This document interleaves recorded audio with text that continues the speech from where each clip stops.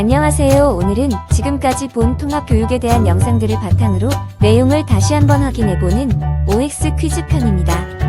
지금까지 통합교육에 대한 총 3편의 영상을 보셨을 텐데요. 어떠셨나요? 다소 생소한 단어와 개념들이기 때문에 바로 이해를 하기엔 조금 어려울 것이라고 생각합니다. 따라서 이번 영상에서는 앞서 배운 단어와 개념들에 대해서 다시 한번 짚고 넘어가고자 합니다. 영상을 빠짐없이 보셨다면 어려운 문제는 아닐 것이라고 생각합니다. 그럼 바로 넘어가 볼까요? 첫 번째 문제입니다. 통합교육의 역사에서 가장 중요하다고 볼 수 있는 개념은 정상화의 원리와 탈시설화이다. 정답은 O입니다.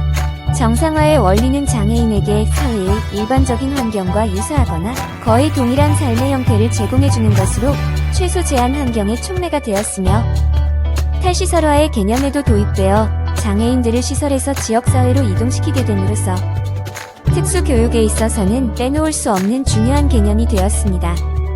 두 번째 문제입니다. 최소 제한 환경이란 장애 아동을 위해 학습 환경과 아동의 행동 반경을 최소한으로 줄여야 한다는 이론이다. 정답은 X입니다. 최소 제한 환경이란 장애 아동을 장애가 없는 또래, 가정, 지역사회로부터 가능한 한 최소한으로 분리시켜야 한다는 개념으로 개별 아동의 필요를 근거로 하고 일반 학급에서의 분리보다 통합 환경 배치를 위한 노력에 힘써야 하며, 또한 개별 아동에게 적합한 연계적인 특수교육 서비스 체계가 이루어져야 합니다. 세 번째 문제입니다. 통합교육의 혜택은 교육성 과적 혜택, 사회구성원 혜택, 사회경제적 혜택으로 나눠볼 수 있다. 정답은 O입니다. 통합교육의 혜택은 학습자인 장애아동과 일반아동에게 주어지는 교육성 과적 혜택, 장애아동과 일반아동 양쪽 모두의 학부모에게 주어지는 사회구성원 혜택, 사회의 긍정적인 인식 변화와 교육에 들어가는 비용 절감 등의 사회경제적 혜택으로 나눠볼 수 있습니다. 네 번째 문제입니다. 장애아동이 일반아동에게 좋지 못한 영향을 미칠 수 있으므로 통합교육은 필요 없는 것이다. 정답은 X입니다. 체계적으로 계획된 질적으로 우수한 통합교육이 우선적으로 전제된다면 장애아동과 학부모에게만 유익한 것이 아니라 장애아동과 함께 배우는 일반아동과 학부모, 특수교사와 일반교사, 학교와 행정가, 더 나아가 지역사회까지 긍정적인 혜택을 가져올 수 있습니다. 따라서 통합교육은 무엇보다도 필요한 교육이라고 볼 수 있습니다. 다섯 번째 문제입니다.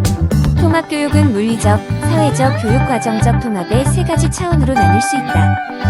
정답은 O입니다. 일반 학교에서 교육받는 물리적 통합, 또래와 함께 수업을 듣는 사회적 통합, 그리고 개인의 교육적 요구에 적합한 교육을 받으며 일반 학급의 학업 활동에 의미 있게 참여할 수 있게 되는 교육과정적 통합이 있습니다.